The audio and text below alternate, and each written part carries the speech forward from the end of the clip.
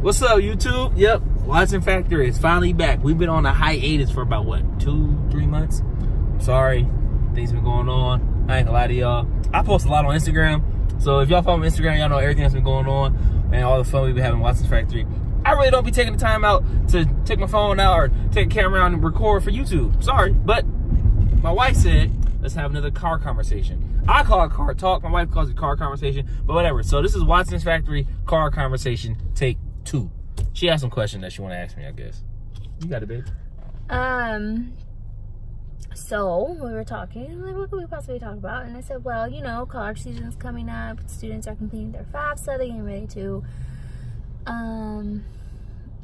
make sure everything's ready. So I said, if there was like 5 pieces of advice that you could give to an incoming freshman, what would that be and why? So you'll do one and then I'll do one. Okay, are you talking about like an incoming freshman that plays sports or just a... Well, yeah, because that's the only perspective that you have. Okay, so you're gonna get a normal student perspective because you were not an athlete. I guess if I'm normal. Not trying to be mean or anything, but I wasn't normal. So. You're not normal. You're weird. But anyway, okay, so the number one thing I guess I can say to incoming freshmen going to college. This is gonna sound kind of fucked up. Excuse my language, but you are no longer the man. I am so sorry. Like, I don't care how raw you are. You are about to play college ball, and these are really grown men. Like, I know more kids are being held back and going to college at 19. I don't care. You still ain't never played college ball with these grown men. Now, these are grown men about to play that have been playing college ball that know the offense or defense. Babe, can you focus up here? Thank you. That know the offense or defense. So they already got the concept of what coach wants. Bam. So they ain't got to worry about that stuff. So literally, you just got to go in there and just work twice as hard.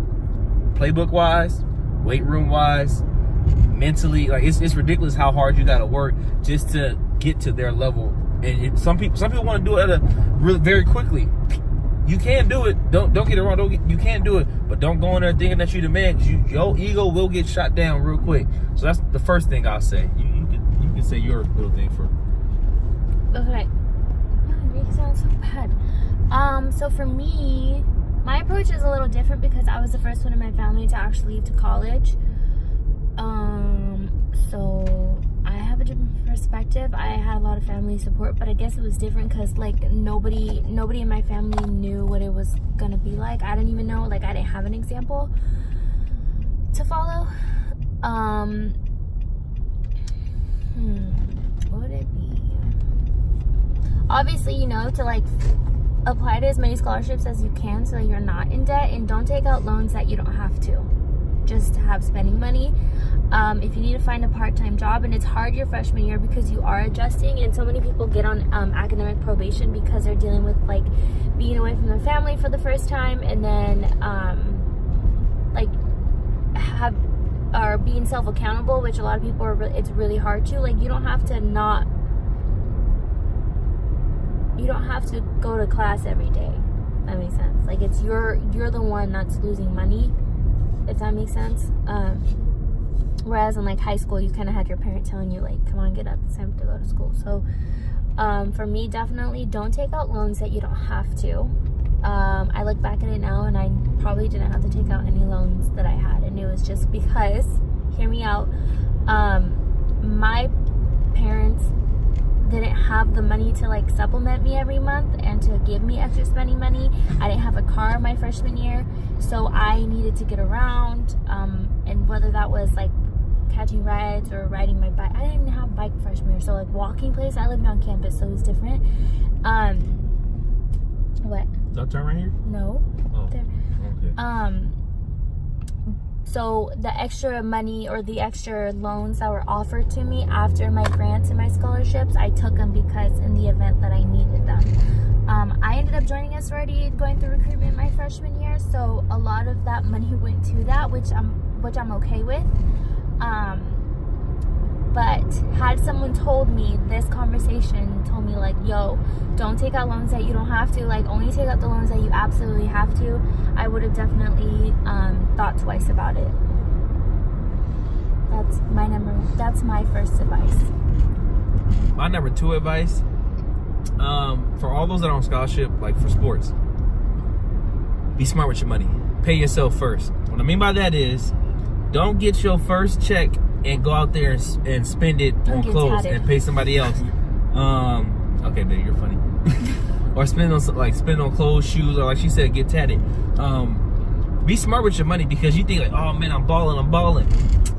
Yeah, you still got bills and stuff to pay. And a lot of us that go to college, I didn't personally have to have this because my family is pretty well off. But like I know a lot of people had to send money back home to their family. So all I can say is be smart with your money. If you can, save it as much as possible. Save as much as possible. Or take like $100 out every single month of your check and invest it in something. Try to find out how can you make this money that you getting right now, where you really don't have that many bills or much of responsibility right now, and see how you can make it be longevity. You know what I'm saying? Like, really try to stretch your money as long as possible. So like I'm saying, like, if you take $100 every single month from your scholarship checks and invest it somewhere, honestly, you could be doing some crazy numbers, making some crazy amount of money in the future. So that's my second thing I suggest is, invest your money, be smart with your money. Pay yourself first before you go out there and get tattoos or buy clothes or buy shoes. I wish I would have did that. It's on you, babe. Number 2 for me would be declare your major in something that's gonna pay you and not something you love and that is easy.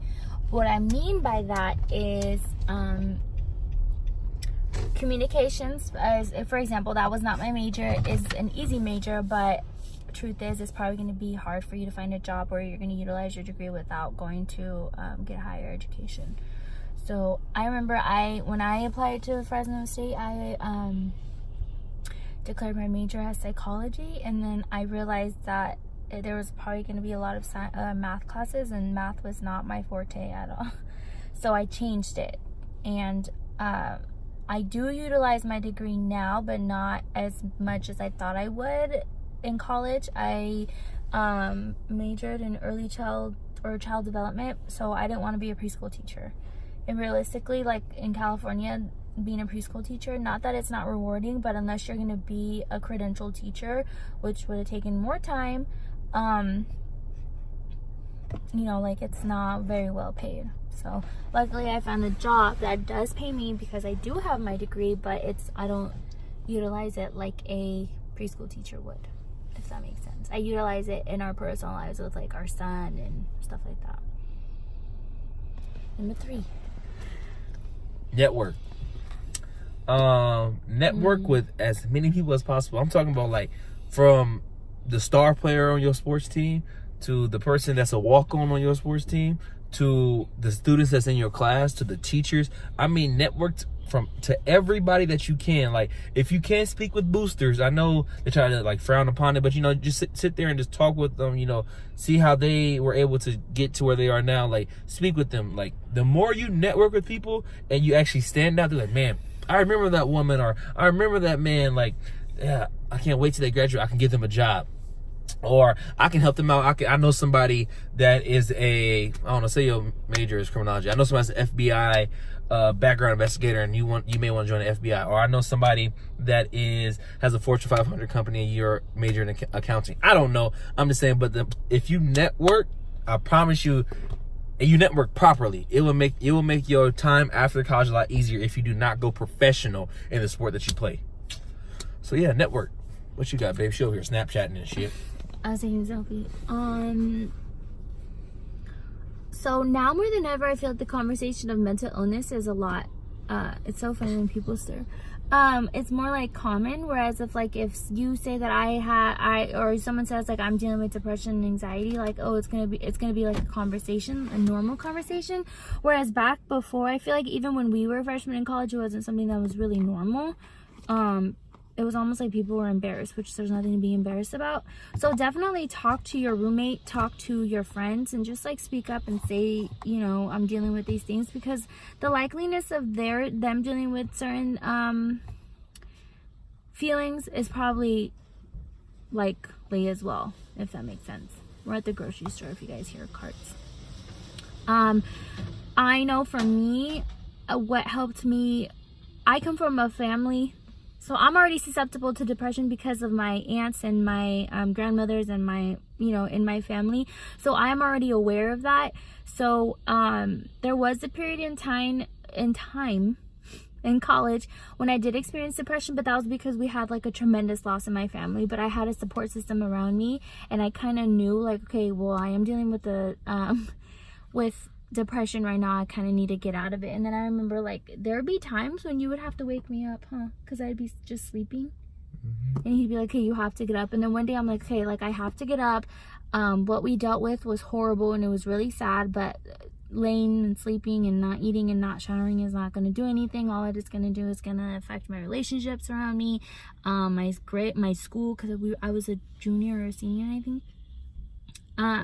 But even on campus, like as a student, you have access to therapists.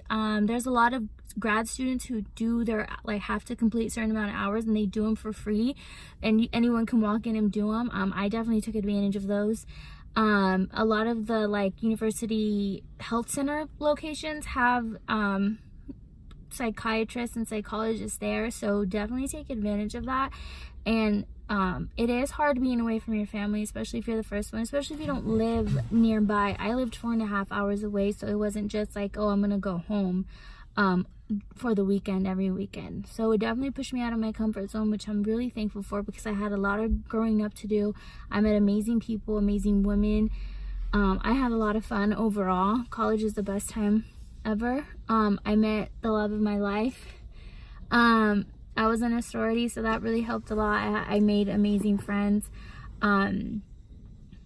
But I am really thankful that I was aware that I was susceptible to depression and mental illness, so that kind of helped me make sure that I didn't like spiral. Don't even look at your wrist like I was taking up a long time. Oh, watching me? But no, that was very enticing. So number 4, don't let them play you. What I mean by that is, I'm talking about all you athletes. Don't let them use you. Use them too. Sports can go away in a blink of an eye. I don't care how great you are or how bad you are. It's kind of messed up I just said that, but it's true. No matter how great you are, how bad you are. As everybody knows, like people that watch basketball, college basketball, Zion Williams is like the hottest thing rolling, right? He just got hurt, right? People are telling him don't play no more. Like, you have to go to the league and stuff like that, which I think, honestly, he shouldn't play.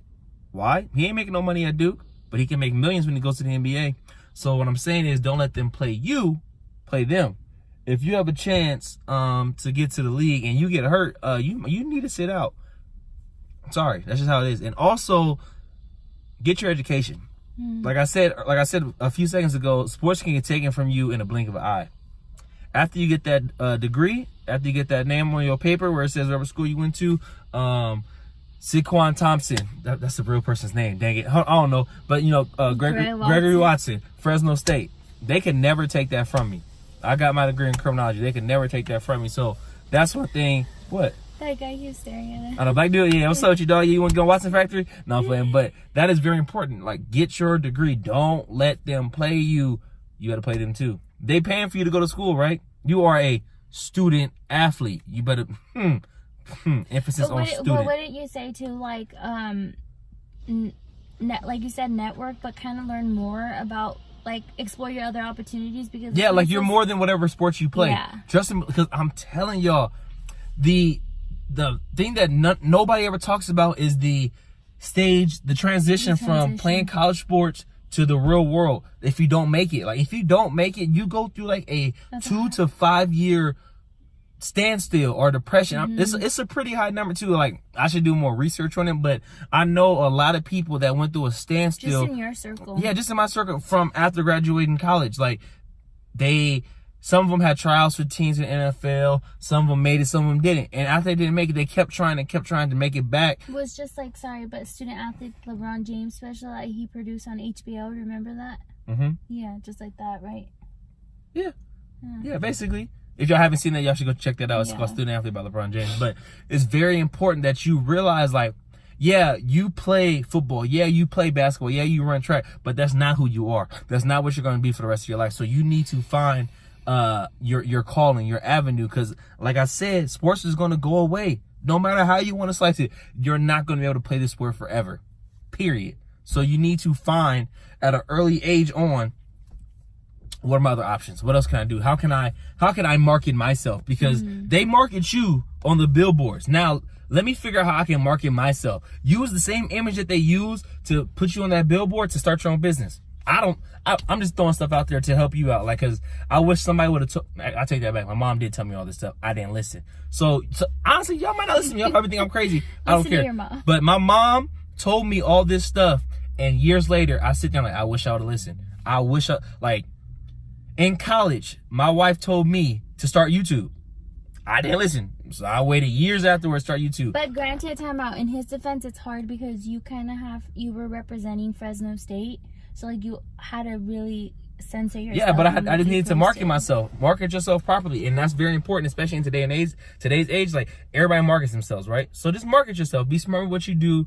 And honestly, with the image that you have playing sports, no matter what school you go to, you're going to have people that look up to you or people that follow you or fans, whatever you want to, supporters, whatever you want to call them. Somebody's always watching you. And there are a group of people that want you to succeed and win. And there's a group of people that want you to fail and paint a bad image of you. And that's just life. So market yourself. Don't let them use you unless you use them too. So they're using you as the market for their team. Like, they sell your jersey, right? Even though your name's not on the back of it, but they sell your number. They have your likeliness. Use that. I'm just saying. I'm telling y'all right now, that's my number 4 thing is using like they use you. We back now. Jessica's number 4 tip or pointer or whatever you want to call this little sequence of questions or advice. There we go. Advice that we're giving for freshmen. So there's yours, babe. So obviously going to college is really fun. The social aspects are given, even if you go to like a super nerdy school. You can still have a lot of fun, but focus on school and the reason why you're there. There are so many people that I knew freshman year that I didn't even see at graduation that you're supposed to graduate with because they got kicked out because of academic probation, or they failed to, like their financial aid stuff and they couldn't come back just because they were so preoccupied doing other stuff. For me, I'm not speaking for anybody else, but for me, going to college was a huge accomplishment, not just for myself, but for my family. So I knew that if I were to get distracted by the things going on outside of the classroom, that I would have let myself down, but most importantly, I would have let my family down. So I didn't allow myself to do that. So definitely surround yourself by people that like you can definitely have fun with, but that also take school seriously and are looking at the same finish line goal as you are. Yeah, so my number 5 is kind of the same. It's prioritize. You're there for school first, then you're there for your sport, and then you're there for the turn up. It's literally in that order. You take care of school, that would literally start to trickle into the way you play too, because now coaches ain't gonna be worried about you. Like, they're like, okay, I can depend on that player because I know she or he is going to handle their work in the classroom, which is going to translate to the field, because I know for a fact he's responsible, she's responsible, she's accountable because of the work they did in the classroom. They're going to do the same thing when it comes to me relying on them on the field or on the basketball court, anything like that. And then after you have those two all together, the turn up is going to be crazy because like now your grades is right. So now you get to relax and everybody's stressing about stuff. You say you got an A in the class, everybody's stressing about finals. You're like, bro, I'm good. Like, I'm solid. Everybody else is stressing. And then, when you got the coach loving you, you definitely solid because you ain't got to really worry about much. So now y'all winning games and you got good grades. Oh yeah, you can turn up. So that's my thing, is prioritize. It goes school, it goes sports, and I wish my wife would keep it on my face and not cutting me off. It's your fault because you're driving crazy. But you don't want holding the camera. Anywho, like I said, it's school, it's sports, and then it's the turn up, and that order. So keep that in mind. That was your number 5. Yeah, no. Okay, my last one is like join clubs, join groups. If you're not an athlete, you're kind of looking for like your people. I was fortunate enough to go to college at Fresno State, where I would say like 11 people from my high school went, and I didn't know all of them. I knew some of them. So that was really cool, but it was also cool to kind of just like explore your friendships and make new friendships outside of the people that you already knew.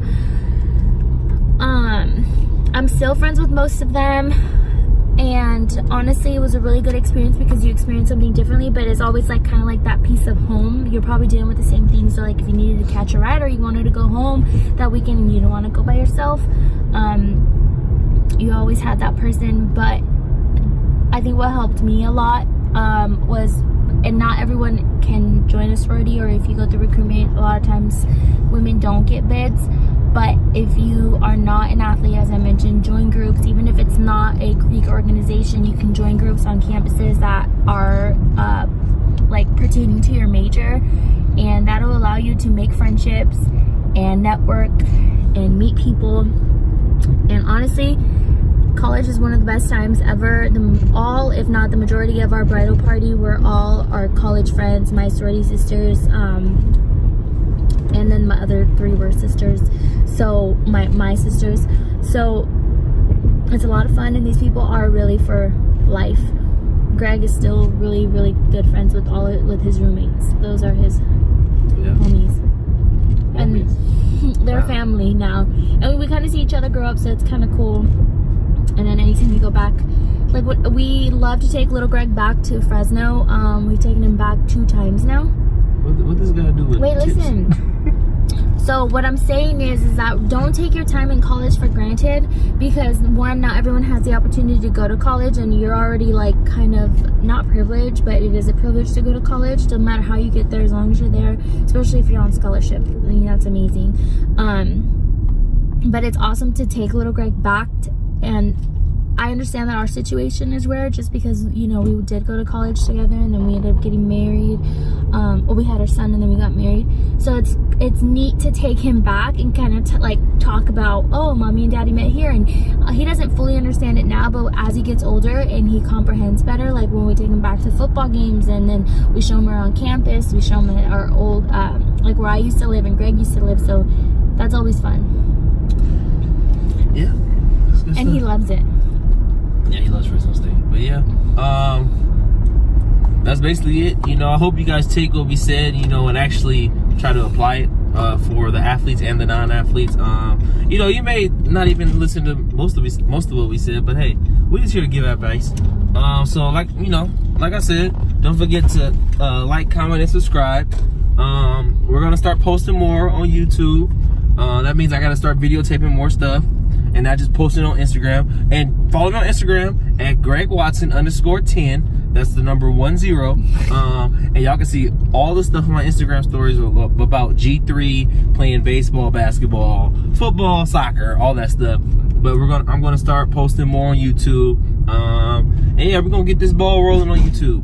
So I appreciate y'all for rocking with us, you know, being Watson Factory people from day one, because I guarantee you, mark my words, I don't know if it's going to be from YouTube, if it's going to be from the things that we got cooking up for Watson Factory in the future, but I'm telling you right now, this is going to blow up, and I appreciate y'all for being here from day one, and I mean it. Dang, babe, you got my chest on that one. And golly, but hopefully in the future, too, we can have better footage. Cause woo, but yeah, this is gonna blow up. I guarantee you. So I appreciate y'all. Like I said, don't forget to like, comment, and subscribe. Tell a friend. You can share it. I appreciate all the help. You know, she's getting the top of the car and everything. She is pissing me off. But yeah, Watson Factory out, y'all. Peace.